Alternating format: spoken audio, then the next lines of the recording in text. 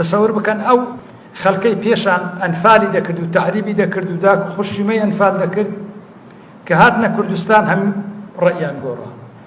من لەو چەند ساڵە ڕەنگە دەیان جار دەتوانم برێم هەر وەختە برێم سەدان جار سەردانی مەنتیقەکانی عەرەبی ئەو ناوام کردێ لەگەر ڕئیس عەشیرەتەوانەی عەرەبی دانیشتیمە. زۆریش لەو قیادانەی کە کاتی خۆی قیادەی ئەو نەهامەتی سەر کوردستانیان دەکرد ئێستاش لە هەولێرن.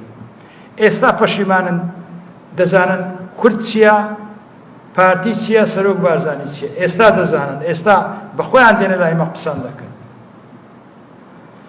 ئەمن ڕۆژە لەوێ قسەم بۆیان دەکرد، گوتم ئەمە ئەنفال کران، تعریب کران، هەر دەمیسەندە شتیان پێ برێم، پێدا هاتم بە هەموو شتێکی.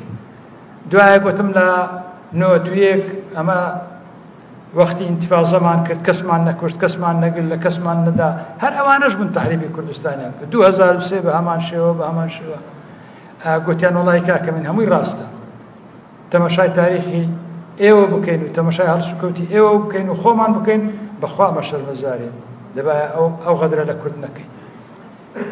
ئەوە نیشانەی ئەوەیە کە کورد نەتەوەیەکی ڕۆشنبیرە و نەتەوە کە دەتوانێت لەگەڵ خەڵکی تر بژی، خەڵکی تری قبوڵە و پارتی دیموکراتی کوردستانیش حزابی تری قبوڵە.